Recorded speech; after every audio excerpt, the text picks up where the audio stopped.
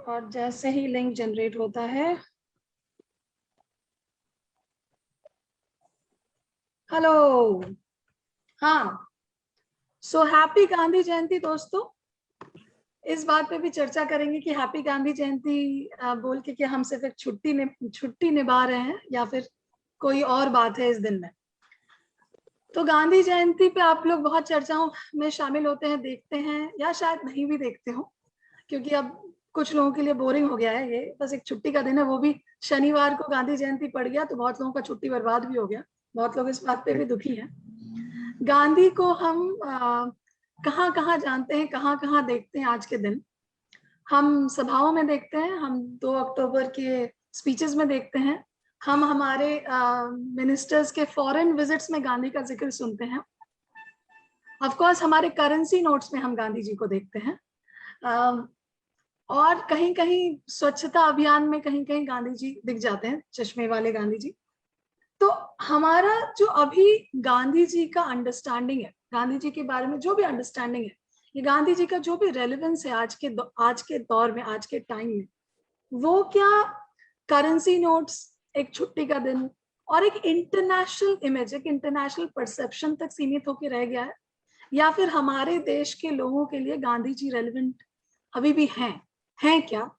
सवाल मुझे आपसे ये पूछना है। हम आप तीनों के साथ पास जाएंगे। आयुष, मैं आपसे शुरू करूंगी because you are the youngest participant ever in Yuva Samvad conversations. ठीक है, बहुत खुशी हो रही है आपको देख करके। जो लोग नहीं जानते हैं उनको मैं आयुष के बारे में थोड़ा बता दूं कि आयुष अभी एक 18 साल के युवा है। आयुष जब 16 साल के बच्चे थे तब भी आयुष ने एक बहुत धमाकेदार भाषण दिया था। भाषण ही कह रही हूँ फॉर बिकॉज मेरी वोकैबुलरी की सीमा है, इसलिए मैं भाषण कह रही हूँ इस बात को। पर आयुष ने स्कूल के कैंपस में खड़े होकर के गांधी जी के बारे में कुछ कहा था, और वो जो कहा था वो हम में से हर उम्र के लोगों को छुएगा। आयुष के साथ हम कभी डिटेल चर्चा करेंगे इस बात पर किसी और दिन। पर आज मैं आयुष आपसे शुरू करती हूँ ये जानना के लिए कि हम क्या गांधी जी को जबरदस्ती का पकड़े हुए हैं कि ये हमारा इंटरनेशनल इमेज सुधारते हैं, हमें इंडिया को इंटरनेशनली रेलिवेंट रखते हैं। जहाँ मतलब जो लोग देश में गोडसे की पूजा करते हैं वो लोग विदेश में जाकर के गांधी गांधी करते हैं। तो ये क्या इसलिए है क्योंकि इंटरनेशनली हमारे पर बहुत प्रेशर है गांधी को प्रिजर्व करके रखने। तो गांधी हमारे लिए क्या है, क्या वो अभी भी रेलिवेंट है या नहीं रहे? आपको क्या लगता है आयुष? जी, सबसे पहले तो धन्यवाद मुझे यहाँ मौका देने के लिए, बोलने के लिए। और रेलिवेंस गांधी की मुझे लगता है कि हमेशा रहेगी और अभी भी है, और ये किसी प्रेशर की वजह से शायद नहीं है। ये एक तरह की मजबूरी उनके लिए है जो गांधी के खिलाफ हैं, उन पर ये प्रेशर रहेगा हमेशा कि वो अगर कहीं और जाएं तो उनको गांधी की ही बात करनी पड़ेगी। वो इस बात पर वो उनके खिलाफ या उनके हत्यारे की बात नहीं कर सकते हैं। तो प्रेशर जो है या इंटरनेशनल प्रेशर जो है वो उन पर है जो गांधी को नहीं मानते हैं। हमारे ऊपर प्रेशर नहीं है क्योंकि हम गांधी को मानते हैं। तो जो नहीं मानते हैं शायद उन पर प्रेशर हो, हमारे ऊपर नहीं है। और गांधी की रेलिवेंस हमेशा बनी रहेगी क्योंकि गांधी एक्सपेरिमेंटल थे, वो खुद को हमेशा बदलते रहते थे। और यही चीजें हमें सीखनी है गांधी से, जो किसी भी चीज की रेलिवेंस तभी होती है जब वो समय के साथ बदलती रहती है। गांधी जो पहले वर्ण व्यवस्था के समर्थक थे, वो बाद में एक लेख लिखते हैं कि कास्ट हैज टू गो, यानी जाति को अब जाना होगा। तो गांधी कॉन्टिन्यूअसली खुद में प्रयोग करते थे, वो कई चीजों पर उनके विचार बदले। हिंद स्वराज में उन्होंने कुछ शब्द ऐसे लिखे जिसे बाद में उन्होंने बदला, और गांधी अपनी गलतियां जो हैं वो खुद ही बता देते थे। ये सबसे अच्छी चीज है कि गांधी की जो बुराइयां हैं, जो खामियां हैं, वो हमने गांधी से ही जाना, वो किसी और से नहीं जाना है। हमने गांधी से ही उनकी गलतियां भी जानी। तो जो प्रयोग धर्मिता है, अपनी गलती को मानने वाली जो बात है, ये हम गांधी से हमेशा सीख सकते हैं। और यही चीज है जो गांधी को हमेशा रेलिवेंट बनाए रखेगी। और गांधी किसके लिए और किसके हक की बात करते थे, ये चीज गांधी को रेलिवेंट बनाती है। क्योंकि गांधी बंटवारे के बाद कहते थे कि अगर मैं पाकिस्तान जाऊंगा तो मैं वहां हिंदुओं का साथ दूंगा क्योंकि वहां उन पर अत्याचार हो रहा है, और भारत में रहूंगा तो मुसलमानों का साथ दूंगा क्योंकि यहाँ उन पर अत्याचार हो रहा है। तो गांधी वॉज ऑलवेज, एंड अगर आज होते तो वो स्टिल अभी उन्हीं के साथ होते जो ऑप्रेस्ड हैं। गांधी हमेशा दलित, शोषित, वंचित, मजलूम, मजदूर के हक की बात करते थे, और आज भी होते तो करते, और आज शायद क्योंकि वो एक्सपेरिमेंटल थे तो आज अलग ढंग से करते, शायद लैपटॉप लेके वो आर्टिकल्स लिखते और बातें बताते लोगों को। तो वो खुद में हमेशा बदलाव करते रहते थे। ये चीजें हमें सीखनी है जो गांधी को हमेशा रेलिवेंट बनाएगी। और गांधी की मुखालिफत जो थी, गांधी से मतभेद जो था वो जायज है, सबके हो सकते हैं, लेकिन गांधी से मतभेद रखने के लिए उनके हत्यारे का समर्थन करना जरूरी नहीं है। हम उनके हत्यारे का समर्थन किए बिना भी गांधी से मतभेद रख सकते हैं। अम्बेडकर के गांधी से मतभेद थे, डॉक्टर लोहिया के मतभेद थे, सुभाष चंद्र बोस, सरदार पटेल से लेकर सबके मतभेद थे, लेकिन उनमें से किसी ने भी उनके हत्यारे का या उस विचारधारा का समर्थन नहीं किया जो गांधी को मारना चाहती है, दबाना चाहती है। तो ये बताता है कि उन सब में गांधी से मतभेद था और गांधी के सबसे मतभेद थे, लेकिन मनभेद कभी किसी से नहीं रहा, दुश्मनी जैसा कुछ कभी नहीं रहा। तो ये चीजें हमें सीखनी है कि गांधी से आप सवाल पूछ सकते हैं, गांधी ने जो लिखा है उसको आप क्रिटिसाइज कर सकते हैं, क्योंकि गांधी खुद भी करते थे और कहते थे कि मैं खुद भी गांधीवादी नहीं हूँ, आप गांधीवादी होंगे, मैं नहीं हूं, क्योंकि मैं जो आज बोल रहा हूं उससे अलग कुछ कल बोलूंगा, और जो कल बोलूंगा उसको आप मान लीजिएगा, क्योंकि मैं हमेशा खुद को बदलते रहता हूं। तो ये चीजें हमें सीखनी है कि गांधी को या किसी भी विचारधारा को, किसी भी व्यक्ति को यही चीज रेलिवेंट बनाती है कि वो समय के साथ, समाज के साथ, दुनिया को देखते हुए बदलते रहे और उस दिशा में बदले जो सही है। तो यही चीजें हैं जो गांधी को रेलिवेंट बनाएंगी। और प्रेशर की जहां तक बात है वो उन पर ही है जो गांधी को नहीं मानते हैं। और वही बात है कि अगर आप विदेशों में कभी भी जाएंगे तो आप गांधी और बुद्ध के देश के ही रूप में भारत को बताएंगे। जिस विचारधारा से आप जुड़े हैं, अगर आप गांधी के खिलाफ हैं तो उस विचारधारा की आप बखान नहीं कर सकते, वहां जाके आपको गांधी का ही नाम लेना पड़ेगा। ठीक है आयुष, आपने एक्चुअली बहुत इंटरेस्टिंग, मुझे दो बातें आपकी बातों में बहुत अच्छी लगी। एक तो था कि एक्सपेरिमेंट करना और चीजें बदलते रहना। कभी कभी हम लोग बहुत रिजिड हो जाते हैं और जो हमने एक बार बोला हम उसी पे कायम रहना चाहते हैं। तो एक्सपेरिमेंट करना और रिजिड होना रेलेवेंस की सबसे बड़ी मतलब क्वालिटी है, रेलेवेंट रहने की। दूसरी चीज आपने जो मनभेद और मतभेद वाली बात की वो बहुत ही अच्छे से बोला आपने। वो बात मतलब दैट्स एब्सोल्युटली ब्यूटीफुल।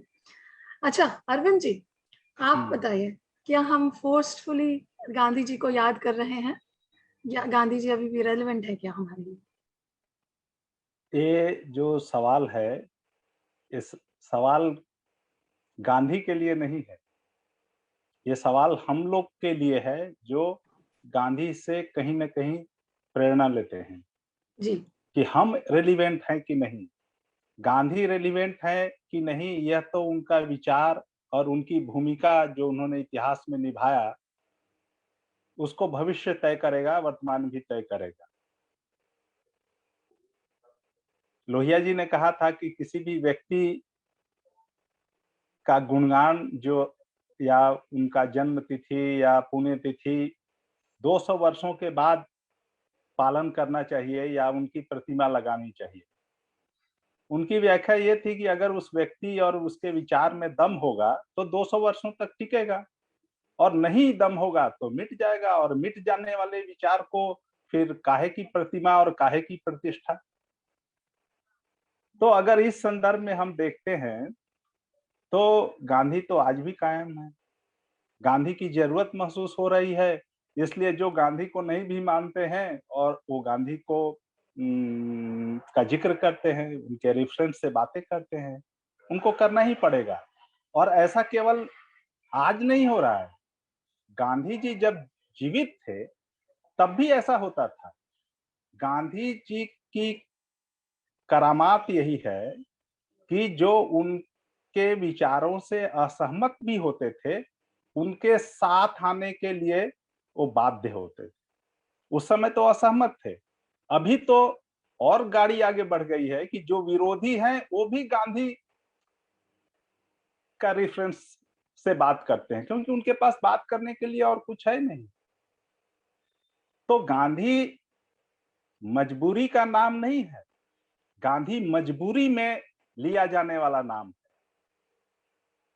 तो यह बात हम लोग को समझनी चाहिए कि आप माने या ना माने, जाने या ना जाने, आपको गांधी के बिना आपका काम चलने वाला नहीं। और ये क्यों नहीं चलने वाला? जी इसलिए नहीं चलने वाला है कि आप कुछ भी अच्छा सोचते हैं, अगर आप गुडनेस के बारे में, अच्छाई के बारे में सोचते हैं, तो आपको बुद्ध के बारे में सोचना पड़ेगा। दुनिया के तमाम वैसे लोगों के बारे में सोचना पड़ेगा जिन्होंने इंसानियत को समृद्ध करने में अपनी भूमिका अदा की। और गांधी को भी गांधी के बारे में भी सोचना पड़ेगा। उनका रेफरेंस से आप अपने को समृद्ध कर सकते हैं। जी। इसलिए गांधी प्रासंगिक वो अपने सामर्थ्य से हैं, वो हमारे पराक्रम से गांधी प्रासंगिक नहीं होने वाले हैं, या हमारी निंदा से उनका कुछ बिगड़ने वाला नहीं है। वो भले गोडसे की पूजा करें, गोडसे की मूर्ति लगाएं, उससे गांधी का कुछ भी नहीं, रत्ती भर भी बिगड़ने वाला नहीं है। तो एक तो ये बात है। दूसरी बात जो है कि गांधी को समझना कैसे है, ये बहुत महत्वपूर्ण है। जैसे आपका दूसरा पॉइंटर ये है कि हम गांधी से सीखे कैसे। ये तो बाद की बात है। पहली बात तो यह है कि गांधी को हम समझे कैसे, उसको जानने कैसे, क्या जी। था गांधी, वो कैसे सोचता था। तो ये बहुत महत्वपूर्ण है। इसका एक वाकया, जब गांधी जी गोलमेज सम्मेलन में गए थे, तो लंदन में, अब जहां वो टिके हुए थे, तो उनसे मिलने के लिए लंदन का जो प्रीस्ट है, हेड प्रीस्ट, वो आए। उन्होंने दरवाजे से घुसते ही, गांधी जी तब चरखा काट रहे थे, तो उन्होंने कहा कि जीसस ने कहा है कि दुश्मनों से भी प्यार करना चाहिए। तो कोई जवाब नहीं मिला। तब तक वो थोड़ा और नजदीक आ गए, और उनको लगा कि शायद गांधी ने मेरी बात सुनी नहीं, इसलिए उन्होंने कोई जवाब नहीं दिया। फिर उन्होंने थोड़ा जोर से कहा कि मिस्टर गांधी, जीसस ने कहा है कि दुश्मनों को भी प्यार करना चाहिए। तो गांधी ने चरखा बंद कर दिया और कहा कि आपने जब पहली बार कहा था, तब भी मैंने सुन लिया था, लेकिन मैं सोच रहा था कि मेरा तो कोई दुश्मन ही नहीं। तो गांधी इस प्रकार से सोचते हैं। गांधी का सोचने का एक जुदा तरीका है। जी। जैसे, तो ये जो सोचने का, समझने का जो तरीका है, जिसका एक्सटेंशन हुआ भारत में, वो विनोबा में हुआ, जयप्रकाश नारायण में हुआ, उसका एक्सटेंशन हुआ। जी। और इसमें बहुत ही दिलचस्प बात है, मैं विनोबा को कोट करना चाहती हूँ। विनोबा ने कहा कि मैं गांधी के कंधे पर बैठा हूं, इसलिए गांधी से ज्यादा दूर देख पा रहा हूं। ये हमको सीखना है, और इस सीखने के लिए, ये केवल सीखना तब संभव होगा जब हमारे अंदर वो समझ भी हो और सामर्थ्य भी हो। जी। गांधी के कंधे पर, विनोबा के कंधे पर बैठने का साहस भी होना चाहिए, सामर्थ्य भी होना चाहिए, और समझ भी होनी चाहिए। तो इस तरीके से हम गांधी को समझ सकते हैं। गांधी केवल एक जड़ विचार का नाम नहीं है, वो प्रवाहमान है, बदलते हैं, खुद को भी बदलते हैं और दूसरों को भी बदलने की प्रेरणा देते हैं।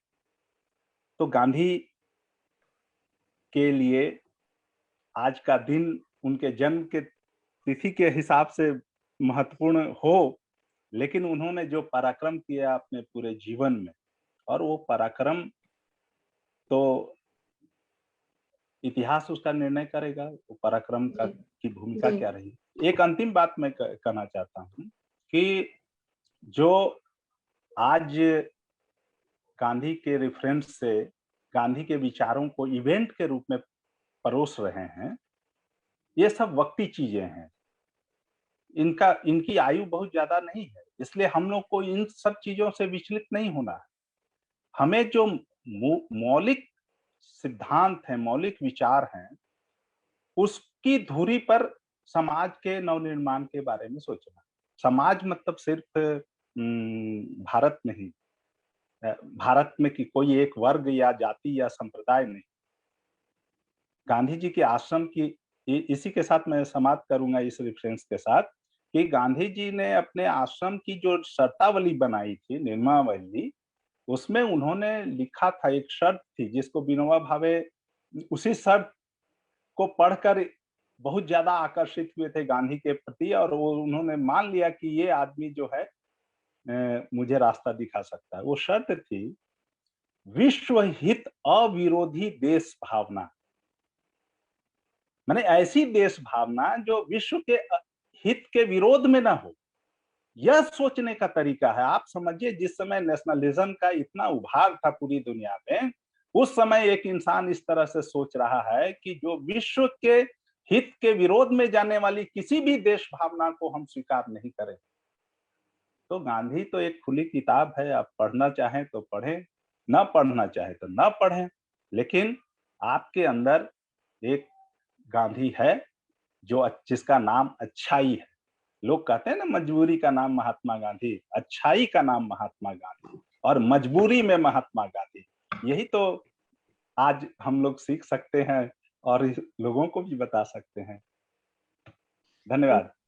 Thank you so much Arvind ji. आपसे मतलब मुझे आयुष की बातें और आपकी बातें दोनों सुन करके बहुत मजा आया, और मैं सीरियसली चाहती हूँ कि आप लोगों से मैं अलग से भी कनेक्ट करूं, सिर्फ सीमा मतलब समयबद्ध होकर के ना बातचीत हो, लेकिन आज इस मौके पर थोड़ी समय की पाबंदी तो है। खैर, फिर से हम आते हैं आप लोगों की ओर। अनुपम, आपसे मैंने कुछ दूसरे इंटरेक्शंस में, कुछ और कॉन्वर्सेशंस में, कभी ग्रुप में कभी अलग से, मैंने आपसे गांधी जी के बारे में बहुत कुछ सुना है। छोटी बड़ी बातें, चीजें जो हमें अपनाना चाहिए, आपने कई बार कही है, जिसमें सबसे बड़ी चीज जो आप हमेशा कहते हैं वो है कि स्कोप ऑफ डायलॉग, संवाद। मतलब गांधी जी से जो मनभेद और मतभेद की बात आयुष ने भी कही कि आप मतभेद कर सकते हैं, लेकिन मनभेद वाली बात नहीं है, क्योंकि गांधी सिर्फ गांधी नहीं, गांधी और उनके कॉन्टेम्पररीज ने डायलॉग को बहुत महत्व दिया है, कॉन्वर्सेशन, मीनिंगफुल कॉन्वर्सेशंस को बहुत महत्व दिया है। तो ये बात आप काफी बार कहते हैं और दोबारा कहेंगे तो बहुत बिल्कुल बुरा नहीं लगेगा। लेकिन अभी मैं आपसे फिर से उस वही बात पे आती हूँ जिस बात पे मैंने आयुष और अरविंद जी से पूछा, मैम को पूछा था कि रेलेवेंस क्या है। ये क्या हमारा कोई और हमें मिल नहीं रहा है, हम पर्सनालिटी कल्ट्स में विश्वास करते हैं, तो अभी 150 साल पुराने एक व्यक्ति को पकड़ करके जकड़ करके किसी भी तरह रेलिवेंट बनाने की कोशिश कर रहे हैं, क्योंकि in terms of the people we have become today, आज जिस तरह के हम इंसान बन गए, इस देश की बात कर रही हूँ, हम बहुत अलग लगते हैं गांधीयन फिलॉसफी से। आम जनता बहुत अलग लगती है। यहाँ पे नॉन वायलेंस होना, डायलॉग होना, ये सब पॉसिबिलिटीज नहीं लगती। तो आज के टाइम में रेलेवेंस है, या हम में से चंद लोग उनको चाहते हैं कि रेलेवेंट हो। एक होती है चाहत। अरविंद जी से बात करके समझ में आया कि वो किस तरह से रमे हुए हैं, और उनसे बात करके लगा कि हाँ बिल्कुल सही बात है, आयुष ने जो कहा सही बात है। आयुष ने क्रिटिसिज्म की भी बात की, लेकिन रेलेवेंस की बात मुझे बताइए कि रेलेवेंस एक है कि रेलेवेंस है क्योंकि इस तरह से बात है, लेकिन दूसरा है कि रेलेवेंट है क्या, क्योंकि हम जिस तरह के लोग हैं हम गांधीयन नहीं है, तो क्या वो रेलेवेंट है? अनुराधा जी, पहले तो आपका धन्यवाद इस चर्चा को मॉडरेट करने के लिए। और अरविंद जी को सुनकर मुझे भी बहुत अच्छा लग रहा था, और मैं उनकी लगभग सभी बातों से सहमत हूँ।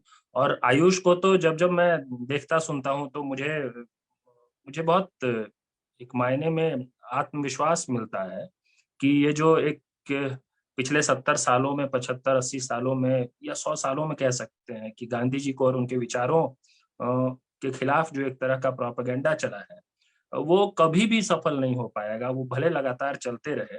वो मुझे आयुष जैसे युवा साथियों को देखकर ये विश्वास मेरा और ज्यादा बढ़ जाता है, प्रगाढ़ हो जाता है।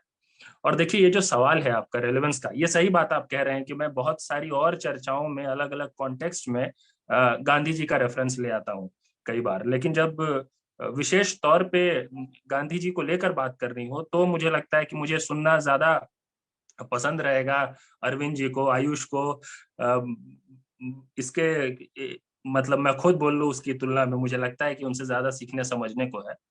ये जो प्रासंगिकता वाला सवाल है, और वो आप एक ऐसे व्यक्ति से पूछ रहे हैं जो इस वक्त, जिसने मतलब मैंने पूरी तरह से खुद को इस वक्त झोंक रखा है आंदोलनों में, और मुझे लगता है कि कोई भी आदमी, और वो भारत की ही बात नहीं है, भारत में रेलेवेंस की बात नहीं, सिर्फ विश्व में दुनिया को आंदोलन करना अगर किसी एक व्यक्ति ने सिखाया है तो वो महात्मा गांधी है।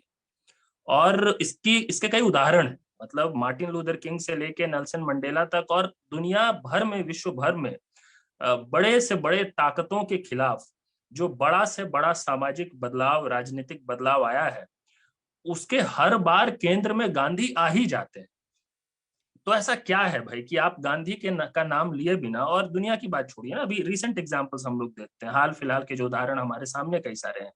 CA/NRC के खिलाफ आंदोलन हुआ, मैं कई ऐसे लोगों को, समूहों को जानता हूं जो असल में, जिनको आप गांधीवादी तो छोड़िए, वो गांधी के बहुत ही कट्टर आलोचक रहे हैं, लेकिन जब वो सरकार के खिलाफ लड़ रहे थे तो जो तस्वीर उनको सबसे ज्यादा काम आई वो गांधी की तस्वीर थी। आप सत्ता से लड़ते हैं, आप किसी व्यवस्था के खिलाफ लड़ते हैं, आप न्याय के लिए लड़ते हैं, न्याय के खिलाफ लड़ते हैं, तो गांधी हमेशा खुद ब खुद सबसे आसान सहारा बन जाता है किसी के लिए भी। तो ऐसे में ये सवाल ही नहीं बनता है कि गांधी की प्रासंगिकता नहीं है आज के समय में। मुझे लगता है अगर कुछ महापुरुषों में जिनकी बहुत ज्यादा प्रासंगिकता है, बिल्कुल वैश्विक स्तर पे, सिर्फ भारत में ही नहीं, उनमें से एक महात्मा गांधी है। और भारत के स्तर पे मैं और भी कई लोगों का नाम लेता हूं, लेकिन क्योंकि गांधी जी पे चर्चा है तो अभी सिर्फ गांधी जी तक ही सीमित रखते हैं इस बात को। तो रेलेवेंस और प्रासंगिकता के सवाल पे तो मेरा ये कहना है कि गांधी जी जितने रेलेवेंट अपने दौर में थे, मुझे लगता है उससे कम रेलेवेंट आज नहीं है, उससे ज्यादा ही रेलेवेंट है। और जब जब हमको लगेगा कि हम जितना भी हमारा समाज, हमारा हम सामुदायिक स्तर पे, सामाजिक स्तर पे, राष्ट्रीय स्तर पे हम किसी भी ढंग से अन्याय की तरफ जब जब वो मुड़ेगा, तो और जब हम किसी शक्तिशाली सत्ता से भिड़ रहे होंगे, तो गांधी का जो तरीका है, गांधी के जो विचार हैं, गांधी का जो पूरा जीवन है, देखिए गांधी, ये जो बात जो आपने शुरू में ही कही कि ये सब लोग कहते हैं गांधी व्यक्ति नहीं विचार है, और ये सही बात है कि हम लोग सिर्फ व्यक्ति को सेलिब्रेट नहीं कर रहे हैं। और मैं तो कोई, देखिए उस मायने में कभी गांधीवादी हूँ ये ना क्लेम करने की कोशिश करता हूँ ना मैं हूँ, और मैं कई मायनों में आलोचक भी हूँ। तो मैं इसलिए आलोचना कर सकता हूँ क्योंकि मुझे गांधी की वो सारी अच्छाइयां जिसका जिक्र अरविंद जी ने बड़े खूबसूरत ढंग से किया, वो सारी दिखती हैं। मुझे समझ में आता है कि गांधी हमारे देश के लिए, हमारे समाज के लिए कितने कितने उच्च कोटि के प्रकाश पुंज थे, आज भी दिशा दे रहे हैं। आज भी जब मैं ईमानदारी से कहूँ, हमारे आज के जो राष्ट्राध्यक्ष हैं, जब वो विदेश में जाते हैं, और जब मुझे कहीं बुरा लगता है कि जिस भारतीय लोकतंत्र का डंका खुद ब खुद बजता रहता था दुनिया भर में, उसको लेकर दुनिया भर में किस तरह की बातें की जा रही है, तो गांधी बचा ले जाते हैं हमारे लाज को आज भी। मतलब गांधी के देश से आए हैं कह कह के, अगर किसी को हमारी आलोचना भी आज के समय करनी हो, हमारे प्रधानमंत्री की, हमारे सरकार की, तो साथ में उसको मैनेज बैलेंस करने के लिए, आपने अभी रिसेंटली देखा यूएस विजिट जब प्राइम मिनिस्टर का हुआ, तो जब कोई फॉरेन डिग्निटरी बार बार ये कहता है कि ये भारत गांधी का देश है, भारत गांधी का देश है, इसका मतलब उसने अकेले में बहुत कुछ सुनाया है प्रधानमंत्री को, तो उसको वो बैलेंस और मैनेज कर रहा होता है। तो गांधी हमको हर बार बचा ले जाते हैं, हर वक्त बचा ले जाते हैं। और मुझे तो जरूर एक सेंस ऑफ प्राइड, देखिए उससे भी मैं दूर भागता हूँ ये सेंस ऑफ प्राइड के मामले से, लेकिन मुझे जरूर इस बात का गर्व है कि गांधी जैसे महापुरुष भारत में हुए, और इस मायने में हम पूरे दुनिया को आंदोलन और कम्युनिकेशन के मामले में गांधी ने दिशा दिया। और हम लोग सब क्योंकि गांधी के साथ लगे हुए, तो हमको इस बात पे उस गांधी के साथ जो हमारी कॉमन आइडेंटिटी है, उस पर सेंस ऑफ प्राइड होने में कोई हर्ज नहीं है, कोई दिक्कत नहीं है। जो आपने एक बात जो कही कि गांधी से सीखने वाली बात, देखिए मैं अक्सर कहता हूँ ये बात और मैं बार बार रिपीट करता हूँ, और मुझे लगता है कि दिन ब दिन उसको दोहराने की आवश्यकता और बढ़ती जा रही है। आज हम जिस दौर में जी रहे हैं, जिस तरह के परिवेश में हम आज जी रहे हैं, आज देखिए बहुत कठिन हो गया है विपरीत विचारधारा के लोगों के साथ किसी भी ढंग से संवाद करना। मतलब जो आपके विचारों से सहमत नहीं है, वो बिल्कुल अलग ट्रैक पे है। मतलब लाइंस इतने क्लियर ड्रॉ हो गए हैं कि सब अलग अलग खेमे में है, जिन खेमों के बीच कोई आपसी संवाद नहीं। और जो एक चीज, मतलब गांधी से सीखने को बहुत कुछ है, लेकिन कोई एक बात जो गांधी से हम सबको जरूर सीखने की कोशिश करनी चाहिए, वो ये कि कैसे हम अपने बिल्कुल विपरीत विचारों से ही नहीं, मतलब अपने कट्टर विरोधियों से भी किस तरह का सभ्य और सम्मानजनक संवाद कर सकते हैं। उसके कई उदाहरण है गांधी के जीवन से। और गांधी, देखिए हम सब आज ये प्रोपेगेंडा का शिकार हो रहे हैं कई बार लगातार कि गांधी और बोस के बीच क्या था, गांधी और अंबेडकर के बीच क्या था। अब ये कोई छिपी हुई बात नहीं है कि मतभेद था भाई, बहुत मामलों में, कई बातों में डिफरेंट पॉइंट्स ऑफ ओपिनियन थे। गांधी अंबेडकर के बीच हो, गांधी, 1 मिनट में होल्ड करता हूँ।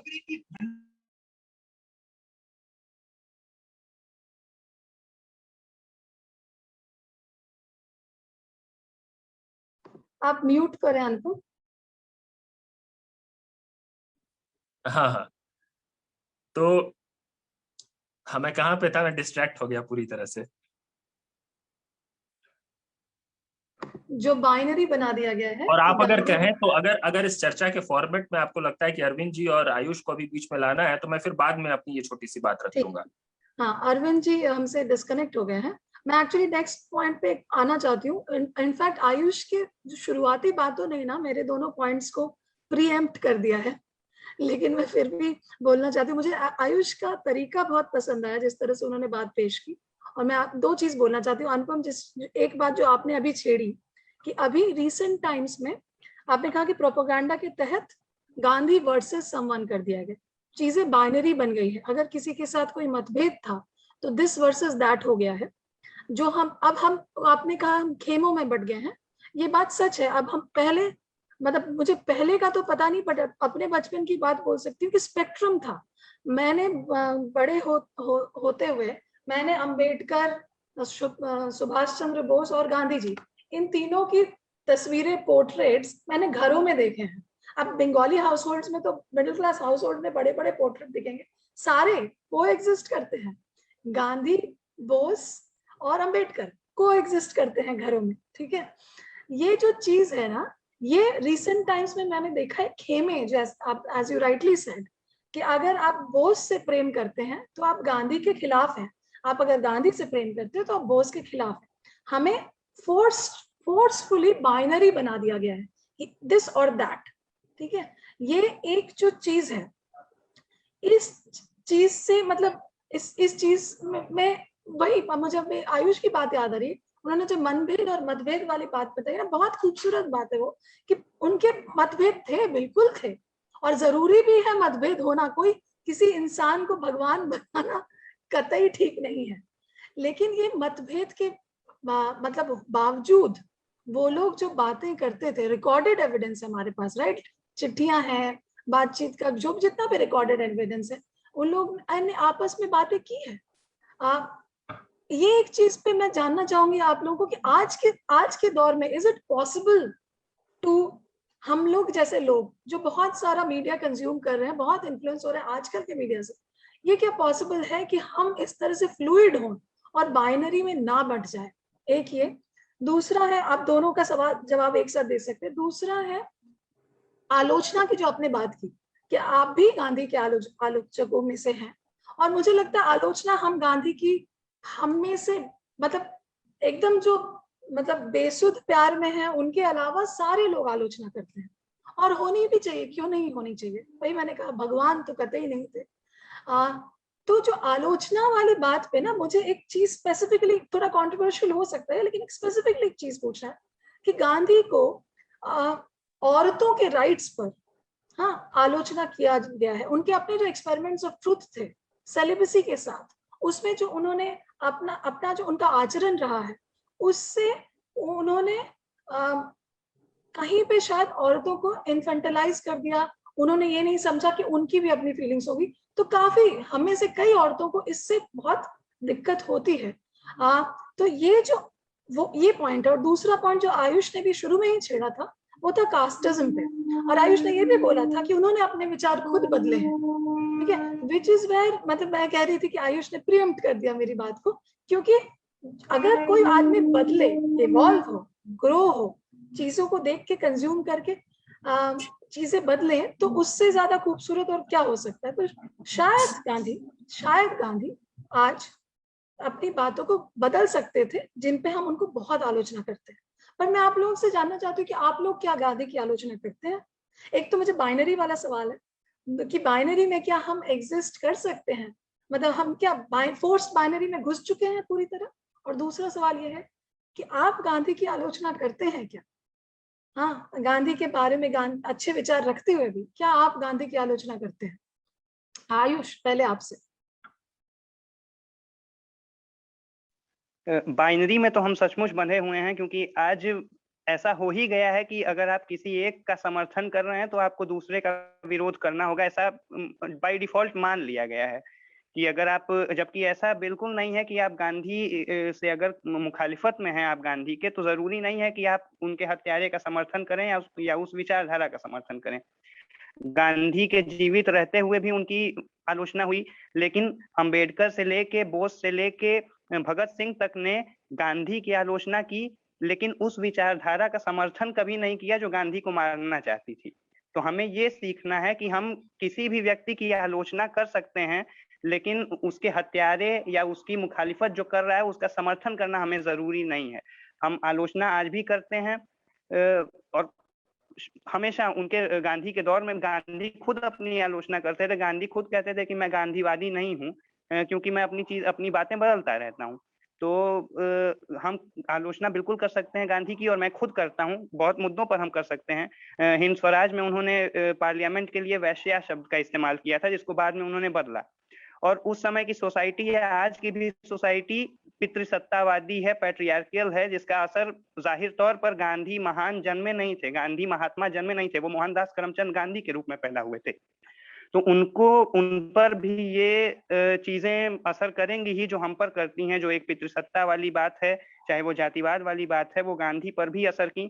और यही कारण था कि जब 13 साल की उम्र में उनकी कस्तूरबाई कपाड़िया से शादी हुई, तो उन्होंने कस्तूरबा उनसे बिना पूछे कहीं चली जाती थी, तो उनको ये चिढ़ होती थी कि मैं पुरुष हूँ, मैं पति हूँ, मुझसे बिना पूछे तुम बाहर कैसे चली गई।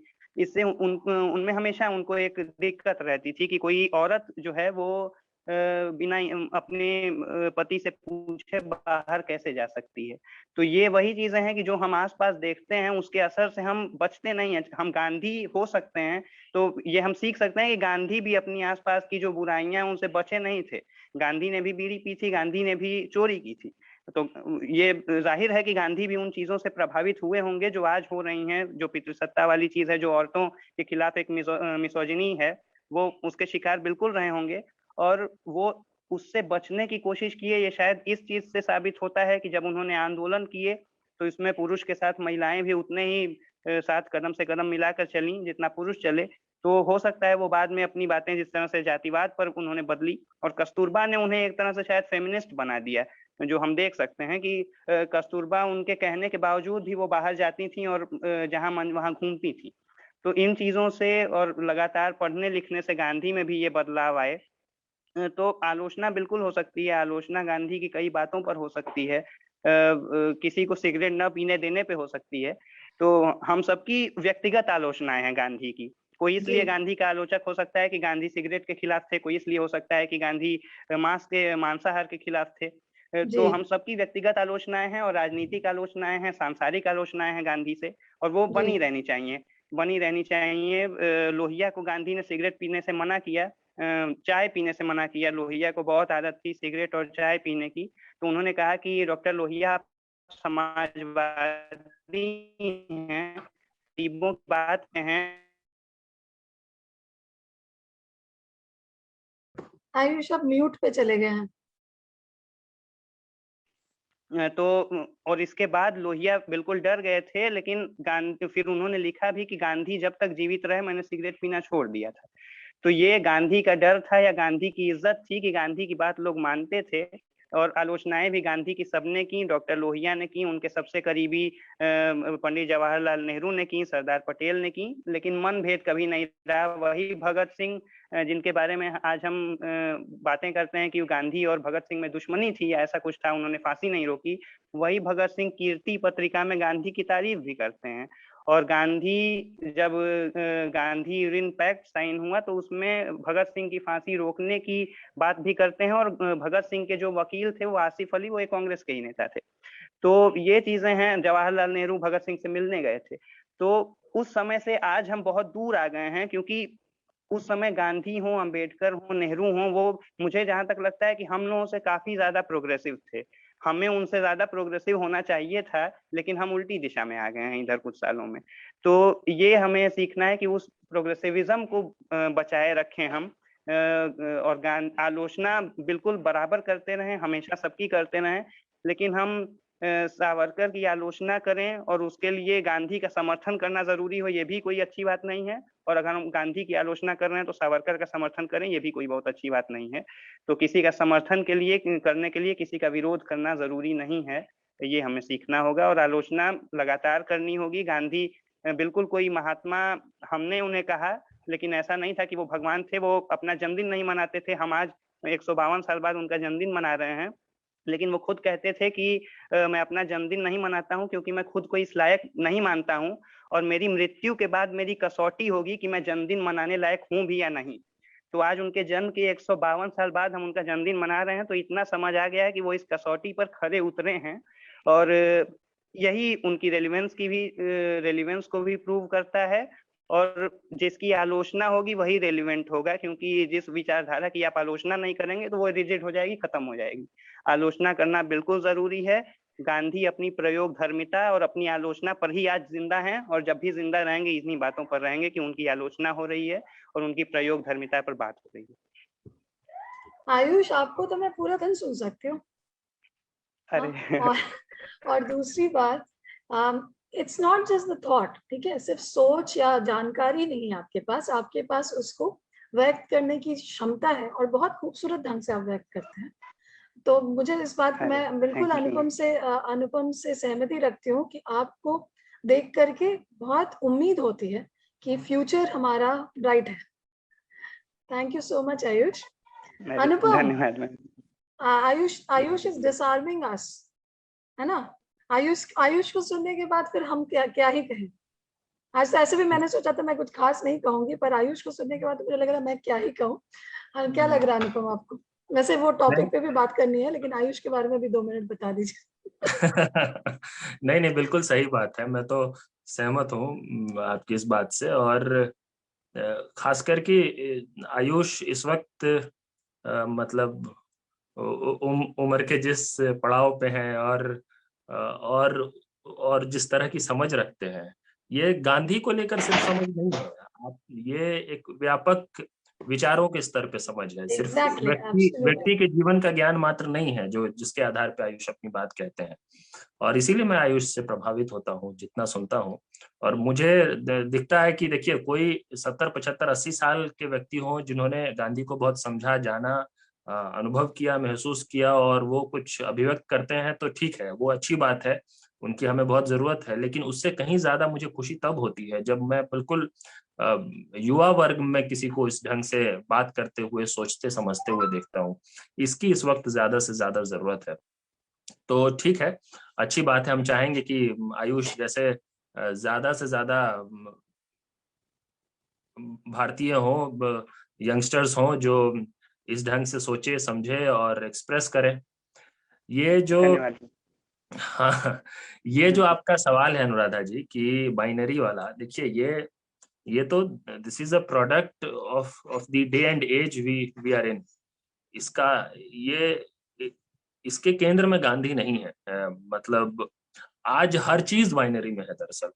मतलब आप गांधी को तो छोड़िए, आपको बहुत क्लियर खेमेबाजी, मतलब खेमे में फिट कर ही दिया जाए, आपकी कोई न्यूएंस लाइन हो ही नहीं सकती। आप ये नहीं कह सकते हैं कि इस व्यक्ति की ये 6 बातें अच्छी लगती है, 4 बातें बुरी लगती है, और वो दूसरे व्यक्ति की 5 बातें अच्छी लगती है, 5 बातें बुरी लगती है।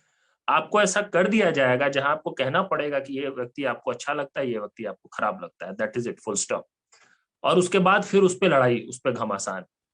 तो वो तो देखिए, आज हम जिस दौर में जी रहे हैं उस दौर का प्रोडक्ट है वो। और वो नेचुरली, क्योंकि गांधी इतने बड़े फिगर हैं, हमारे इंडिपेंडेंस मूवमेंट से लेके पोस्ट इंडिपेंडेंस पॉलिटिक्स को भी गांधी ने इन्फ्लुएंस किया है, सोसाइटी को भी इन्फ्लुएंस किया है। तो मतलब ये बहुत स्वाभाविक है कि गांधी को लेकर तो वो खेमेबाजी और ज्यादा होगी। और देखिए, मेरा एक मानना रहा है कि जो गांधी जी की हत्या हुई और जिस विचार ने गांधी जी की हत्या की, कुछ हद तक आज वो विचार ही है जो आज हमारी सत्ता में काबिज है। और उसको एक व्यापक जन समर्थन भी है उस विचार को, ये भी हम लोगों को मानना चाहिए। मतलब हम लोग ये नहीं कह सकते कि बिना जन समर्थन के वो विचार है जो राजनीतिक सत्ता या समाज में उस स्तर पे पहुंच गया है। मुझे तो ये लगता है ना कि इन लोगों को जो गांधी के हत्यारे थे या गांधी के हत्यारों की पूजा करते हैं, उन मूर्खों को यह समझना चाहिए कि अगर गांधी की हत्या नहीं की होती तो शायद इनको सत्ता 15-20 साल में मिल जाती। इनको भारत में जो आने वाले 50-60 सालों तक इस विचार को कभी भी पॉलिटिकल मेन स्ट्रीमिंग नहीं हुई, उसका एक बड़ा कारण ही यह था कि इस विचार ने गांधी जी की हत्या की थी। गांधी जी इतने बड़े फिगर थे, ये इतना लंबा पीरियड लगा इनको। आज भले ये सत्ता के केंद्र में है, मुझे लगता है कि अगर वो घटना नहीं घटी होती, जो गोडसे ने जो काम किया और जिन लोगों के मदद से, जिन लोगों की प्रेरणा से काम किया, अगर वो नहीं किए होते तो शायद हो सकता है कि उस जैसा जन समर्थन आज इनको मिला है, ऐसा जन समर्थन आज से 30 साल 40 साल पहले मिल गया होता।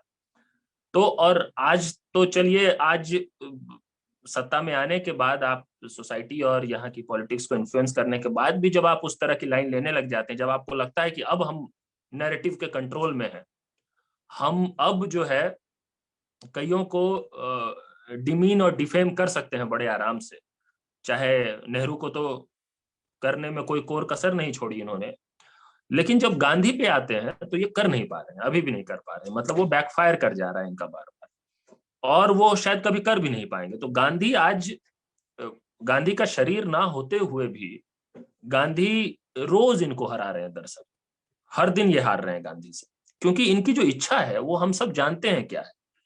इनको पता था कि हमको राजनीतिक सत्ता प्राप्त करने के लिए गांधी जैसे विचार को, गांधी जैसे व्यक्ति को नहीं, उस विचार को जो सर्वधर्म समभाव की बात करता हो, उस विचार को जो समाज में हर वर्ग को मिलजुल के साथ चलने की बात करता हो, जो गैर बराबरी को किसी ढंग से खत्म करने की बात करता हो, और जो सत्ता से लड़ने के इतने इनोवेटिव इंस्ट्रूमेंट्स, टूल्स और डिजाइन्स दे रहा है बार बार, ऐसे व्यक्ति को जब तक आप छोटा नहीं दिखाएंगे, बदनाम नहीं करेंगे, तब तक आप अपना कुछ स्पेस नहीं बना सकते हैं। गांधी इतने महत्वपूर्ण है भारत के पिछले 100, 150, 200 साल के कम से कम राजनीतिक इतिहास में। तो एक तो ये बात है, और वो ये जो बाइनरी वाली बात है, देखिए वो तो आ ही गई और वो तो होगा ही। और मैं इसलिए बार बार जोर देता हूँ कि आज जो बाइनरीज ड्रॉ किए जाते हैं, जैसे कि अंबेडकर गांधी बाइनरी ड्रॉ किया जाता है, बोस गांधी बाइनरी ड्रॉ किया जाता है, भगत सिंह गांधी बाइनरी, हर मामले में मतलब हम लोग करते हैं। गांधी जी, आप इनको तो छोड़िए ना, गांधी जी उस वक्त हिटलर को पत्र लिखते हैं सेकेंड वर्ल्ड वॉर के समय में, और हिटलर को लेटर लिख के ये कहते हैं कि मुझे पता है कि आप पर इसका प्रभाव नहीं पड़ेगा या आप इसका शायद जवाब भी ना दे, लेकिन फिर भी मुझे ये अपनी रिस्पॉन्सिबिलिटी लगती है। और आप उस वक्त के कॉन्टेक्स्ट को समझिए, वो अंग्रेजों से लड़ रहे थे गांधी जी, भारत आजादी के लिए लड़ रहा था, और जो ग्लोबल लेवल पे जो अलायंसेस थे उसमें हिटलर वो था जो अंग्रेजों से लड़ रहा था। तो जो दुश्मन का दुश्मन दोस्त वाली इक्वेशन में कभी गांधी नहीं फंसे, क्योंकि गांधी का कोई दुश्मन था ही नहीं। जो बात इस चर्चा में भी 1-2 बार आ चुकी है, और जो मैं अक्सर कहता हूं कि गांधी विचारों के लिए संघर्ष करते रहे, गांधी स्वतंत्रता के लिए सत्याग्रह करते रहे, लेकिन गांधी जी का कोई दुश्मन नहीं था, अंग्रेज भी उनके दुश्मन नहीं थे। उनका जो कॉलोनियलिज्म था इंडिया में, उससे मुक्ति चाहिए थी। इसका मतलब ये नहीं था कि कोई दुश्मन के तौर पे वो अंग्रेज लोगों को ट्रीट करते थे, और इसलिए आज गांधी इतने बड़े हैं और पूरे दुनिया भर में इतने बड़े हैं, इसी कारण से हैं। तो मुझे लगता है कि देखिए, गांधी पे बात होगी तो वो आदमी बहता बहता जो है चर्चा करते हुए कहीं से कहीं बहने लग जाएगा, क्योंकि बहुत सारे आयाम हैं, बहुत सारे पहलू हैं गांधी जी के विचारों की, जिस पर हम बात कर सकते हैं, कई घंटों तक बात कर सकते हैं, लेकिन समय की सीमा है। और मुझे लगता है कि बस इस सीख के साथ कि जहां से मैंने शुरू की थी अपनी बातचीत, कि हम संवाद की उस संस्कृति को दोबारा विकसित करने की कोशिश करें। वो हमारे लिए कोई नई बात नहीं है, मतलब भारतीय परंपरा में उस तरह का संवाद ही नहीं, मतलब हम शास्त्रार्थ की संस्कृति से आने वाले लोग हैं, जो मतलब शास्त्रार्थ के आधार पे सत्ता तय हो जाते थे। मतलब पुरातन संस्कृति उस तरह की है हमारी, और आज हम संवाद भी, मतलब रेस्पेक्टेबल डायलॉग भी नहीं कर पाते हैं उनसे जिनके साथ हमारा किसी तरह का डिफरेंस ऑफ ओपिनियन है। इसको हमको दोबारा रिवाइव करने की जरूरत है, और ये जिम्मेदारी हम सब जैसे लोगों के ऊपर है कि हम कैसे इसको रिवाइव करें, कि हम रेस्पेक्टफुल डायलॉग उन लोगों के साथ कर सकें। और उसके लिए हमको लगता है कि हम लोगों को पढ़ना चाहिए ज्यादा से ज्यादा। आप सुभाष चंद्र बोस जो पत्र लिख रहे होते हैं गांधी जी को और गांधी जी जो जवाब दे रहे होते हैं, उन चिट्ठियों को पढ़िए। मतलब जो आपने आलोचना वाली बात कही, देखिए आलोचना हो सकती है बिल्कुल। जिस ढंग से सुभाष चंद्र बोस, ये सुनिश्चित किया गया कि बोस कांग्रेस के अध्यक्ष ना रहे, उसको आप बिल्कुल अलोकतांत्रिक कह सकते हैं। उसके पीछे के जो मैनूवर्स थे, उसके पीछे का जो वो था, उसकी आप आलोचना कर सकते हैं गांधी की, बिल्कुल। लेकिन वो होने के बाद भी गांधी और बोस के बीच दो धुरी जैसा पेश आज भी किया जाता, और उस वक्त भी अगर हम मान लें कि बहुत स्ट्रॉन्ग डिफरेंस ऑफ ओपिनियन था, तो भी कितना सम्मानजनक संवाद था दोनों के बीच में, वो चाहे अंबेडकर के साथ ही क्यों ना हो, कितना स्ट्रॉन्ग डिफरेंस ऑफ ओपिनियन। और अंबेडकर कभी कई बार किस किस तरह की बातें कर देते थे, लेकिन गांधी जी कभी संवाद से भागे नहीं किसी वक्त, वो चाहे अंबेडकर हो, चाहे सुभाष चंद्र बोस, और चाहे कई बार देखिए ये भी प्रचार होता है कि नेहरू जी उनके चेले थे, शिष्य थे, इसीलिए नेहरू जी प्रधानमंत्री बन गया, अजीब अजीब तरह की बातें होती रहती है। देखिए जिन लोगों ने इतिहास का अध्ययन अच्छे से किया है, उनको पता होगा कि कई मौकों पर जब गांधी जी का अपने कई कंटेम्पररीज के साथ किसी तरह का मतभेद चल रहा था, तो कई ऐसे मौके हैं जिस वक्त पंडित नेहरू ने गांधी जी का पक्ष नहीं लिया, वो जो जिनके साथ गांधी जी का मतभेद चल रहा था उनका पक्ष लिया। आप अब बोस और गांधी के बीच की पूरी कहानी देख ले कि जिस वक्त सुभाष चंद्र बोस के साथ महात्मा गांधी का वार्ता, उनका जो पत्राचार चल रहा था, उस वक्त पंडित नेहरू बोस के साथ बंगाल में बैठे हुए थे, और उस वक्त उनका बहुत क्लियर स्टैंड था कि ये क्या हो रहा है उसको लेकर। लेकिन ऑल सेड एंड डन, जो समझने की जरूरत है आज के दौर में, मैं जो भी कह रहा हूं बहुत आज के दौर में क्या आवश्यकता है, उस प्रासंगिकता के आधार पे कहना चाह रहा हूं कि आज ये बहुत जरूरी है कि हम उस तरह का संवाद अपने उन सभी लोगों के प्रति रख सकें जिनकी बातों से हम असहमत नहीं हैं, जो हमारे विरोधी हैं, और उसको अगर हम पुनर्जीवित कर सकें। आज तो ये हालत हो गई है कि आप घर के बाहर निकल के अपने पार्क में जिनके साथ आप एक्सरसाइज कर सकते हैं, उनके साथ आप अगर पॉलिटिकल व्यू पॉइंट अलग है तो बातचीत नहीं कर सकते हैं। हम उसको कैसे बचा सकते हैं? मतलब ये कोई समुदाय, समाज और देश के स्तर पे नहीं, ये परिवार के स्तर पे ये हालत हो गई है कि हम सच में ढंग से अपने मन की बात खुल के ना सुन सकते हैं ना कह सकते हैं। तो ये हम इसको कैसे दोबारा से रिवाइव कर सके, अगर इसमें हम कुछ कोशिश करते हैं, योगदान करते हैं, तो मुझे लगता है कि बहुत बड़ी श्रद्धांजलि होगी महात्मा गांधी को आज के दिन। अगर हम चर्चा करके कुछ टेक अवे निकालना चाहते हैं, कुछ जिसको लेकर हम साल भर कुछ कर सके, ये नहीं कि एक दिन की जयंती मना के कार्यक्रम करके एक इवेंट कर लिया, 2-4 चर्चाएं कर ली, इतना भर सीमित ना रह के अगर हमको कुछ सीखना हो, कुछ जिसको आत्मसात करना हो, कुछ जिसको समाज में कुछ बातें, कुछ वैल्यूज जिसका प्रसार करना हो, उसमें से एक ये है कि हम संवाद की अपनी उस संस्कृति को दोबारा से पुनर्जीवित कर सके, जो स्वतंत्रता आंदोलन के दौरान हमारे जो महानायक थे उस वक्त के, और वो महानायक थे, इसमें कोई दो राय नहीं है, वो चाहे बोस हो, चाहे गांधी हो, चाहे पंडित नेहरू हो, चाहे पटेल हो, और कई ऐसे लोग, तो उनसे सीखते हुए हम इस बात को आगे बढ़ा सकें, यही मेरी गुजारिश होगी, यही मैं अपने लिए भी कोशिश करूंगा, और यही मैं कोशिश करूंगा कि ज्यादा से ज्यादा लोग इसको करने का प्रयत्न कर सके।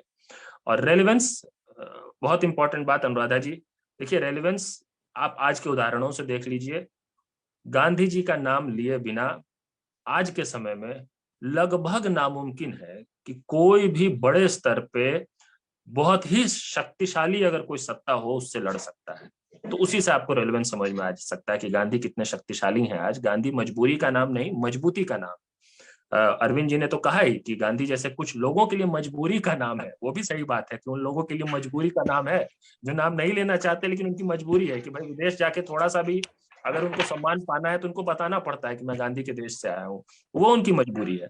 लेकिन गांधी मजबूती का नाम है, ये इसको लेकर मुझे कोई शक शुबा नहीं है, और खास करके मुझे लगता है कि ऐसे लोगों के मन में तो कोई शक नहीं होगा जो किसी भी रूप से समाज को, आज के राजनीति को किसी भी ढंग से इन्फ्लुएंस करने की कोशिश कर रहे हैं।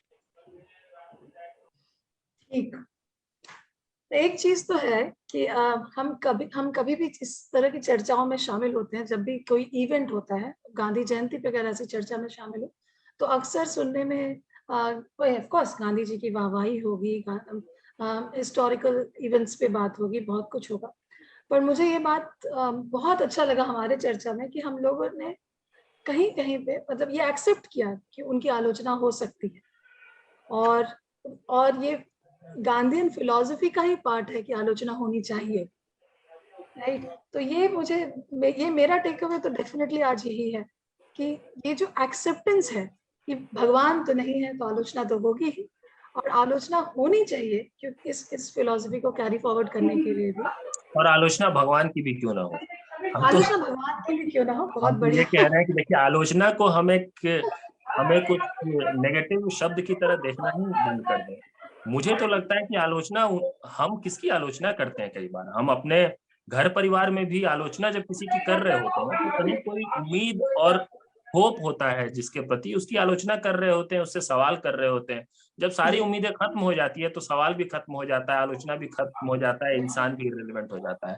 तो आलोचना को हम खुद में वैसा ना देखें कि आलोचना किसकी नहीं हो सकती, किसकी हो सकती है। गांधी जी की आलोचना इसलिए हो सकती है क्योंकि हमने गांधी जी से ही बहुत कुछ सीखा है, और उनकी आलोचना होने लायक सबके जीवन में कुछ, और क्योंकि हम लोग देखिए जिस परिदृश्य, जिस समाज परिवेश से आते हैं, उसमें ये बहुत ही स्वाभाविक है कि हम चाह के भी हम अपने जीवन में बहुत सारे वैसे पूर्वाग्रह जिसको हम तोड़ना चाहते हैं, बदलना चाहते हैं, उसके बीच में से हम आगे बढ़ रहे होते हैं। तो हम सबके जीवन में कई ऐसे मौके आते हैं जब हम कुछ ऐसा कर रहे होते हैं जिसको हम शायद अंदर से बदलना चाह रहे होते हैं, लेकिन हम कुछ ऐसा कर रहे होते हैं जो आलोचना योग्य है, इसकी आलोचना होनी चाहिए। और गांधी की खूबसूरती इसमें है, मैं फिर से मतलब थोड़ा सा समय ले लिया अनुराधा जी। देखिए, मुझे लगता है एक कोशिश जो शायद हम सबको ज्यादा से ज्यादा करना चाहिए, और गांधी ने काफी हद तक किया, कि गांधी के थॉट्स, वर्ड्स और एक्शंस में अलाइनमेंट था। आप उससे असहमत हो सकते हैं, लेकिन वो जो सोचते थे, वो जो बोलते थे और वो जो करते थे, ये बहुत कठिन काम है। बहुत कठिन ये काम है। मुझे नहीं लगता 100% कोई भी कर सकता है, लेकिन इसमें गांधी जी बिल्कुल शीर्ष पे जो लोग हैं इस अलाइनमेंट के मामले में, उनमें मैं गांधी जी को गिनता हूँ। और मुझे लगता है कि हम सब अगर ये बातें सीख सके गांधी जी से, हम असहमत हो सकते हैं ना, गांधी जी के शब्दों से असहमत हो सकते हैं, विचारों से हो सकते हैं, एक्शन से हो सकते हैं, लेकिन ये नहीं कह सकते कि उनके विचार, शब्द और एक्शन में किसी तरह के हार्मनी की कमी थी या डिसअलाइनमेंट था। सोचते कुछ थे, बोलते कुछ थे, करते कुछ थे, ऐसा नहीं करते थे गांधी जी। आप असहमत हो सकते हैं, लेकिन इस बात से तो सहमत होना पड़ेगा। तो ये एक उनकी एक खूबी थी जिससे फिर से हम लोग जिसको स्मरण कर सकते हैं, जिससे जिससे प्रेरित हो सकते हैं, और जिसको आत्मसात करने का प्रयास कर सकते हैं। जी अनुराधा जी। हाँ, तो ये चर्चा, मतलब मुझे वही, आप सही कह रहे थे कि ये चर्चा थोड़ी देर की चर्चा नहीं है, बोलते जाएंगे तो बोलते ही जाएंगे। और मुझे आप लोगों को सुनना बहुत अच्छा लग रहा था। सुनना इसलिए भी अच्छा लग रहा था कि मैं बहुत खुश हूँ एक्चुअली रेंज भी देख करके, ठीक है, आयुष से लेकर के अरविंद जी तक। ये वाला मेरे लिए बहुत, it's a pleasant feeling personally, ठीक है। आयुष को सुन के बहुत अच्छा लगा। और आयुष, मैं अरविंद, सॉरी अनुपम, आपसे अग्री करती हूँ कि आयुष का सिर्फ जानकार होना किसी टॉपिक पे वाला कहानी नहीं था। ये आयुष ने क्वेश्चन करके विचारों को डेवलप किया है, और अभी ही ऐसा किया है, तो आगे तो बहुत गुंजाइश है, क्योंकि वो मुझे लगता है कि हम लोगों में से कईयों को पछाड़ देंगे सोच के मामले में। और ये बात मुझे बहुत खूबसूरत लगी अरविंद जी की बातें। मतलब मैं सीरियसली घंटों सुन सकती हूँ आप तीनों को। अनुपम, आपको तो मैं कभी ना कभी पकड़ के सुन ही लूंगी, सुना भी दूंगी, लेकिन मुझे बहुत अच्छा लगा आप सबसे बात करके। और मैं चाहती हूँ कि ये सिर्फ सीमित ना रहे सिर्फ गांधी जयंती के अवसर पर। हम फिर से मिलेंगे, हम फिर चर्चा करेंगे, सिर्फ गांधी जी पर नहीं, बहुत सारी टॉपिक्स। इनफैक्ट अगर आज ही देखें तो हमारे पास बहुत सारे अलग अलग धागे टॉपिक्स निकले हैं जिन पे हम एकदम फोकस डिस्कशंस कर सकते हैं। बिल्कुल करेंगे, जल्दी मिलेंगे। थैंक यू, आज आप लोगों ने टाइम निकाल के दिया इस टॉपिक पे। आप लोगों ने बहुत कंट्रीब्यूट किया। आई एम श्योर जो लोग आज देख रहे होंगे उन्हें अच्छा लगेगा, क्योंकि ये डिफरेंट था। मुझे सीरियसली मुझे लगा कि आप तीनों की बातें बहुत अलग थी, बहुत सारे गांधी जयंती के चर्चों से। तो मुझे उम्मीद है कि लोगों को इसमें मजा आएगा और हम लोग फिर से जुड़ेंगे। आप लोगों से बहुत सारी बातें करनी है। आप लोगों का कांटेक्ट अभी मुझे मिल चुका है, तो आप लोगों को आगे भी परेशान करती रहूंगी मैं। Thank you so much. और मुझे पता नहीं कि गांधी जयंती पे हैप्पी गांधी जयंती वाला विश करना चाहिए कि नहीं, बट और तो मुझे कुछ आता नहीं है। तो आपने जो कहा कि अच्छे विचारों को आत्मसात करने की कोशिश करेंगे हम, और कुछ चीजें जिनकी हम आलोचना करते हैं करना चाहिए। मैं आयुष की एक बात को रिपीट करना चाहती हूँ कि आलोचना हो सकती है, बिल्कुल हो सकती है। व्यक्तिगत आलोचना हो सकती है, राजनीतिक आलोचना हो सकती है, सांसारिक आलोचना हो सकती है, that is again a beautiful thought. तो बिल्कुल आलोचना करते रहिए, और जो अच्छी चीजें हैं उसको आत्मसात करने की कोशिश भी करते हैं। Thank you so much everyone. Thank you. बहुत धन्यवाद, बहुत बाय। धन्यवाद।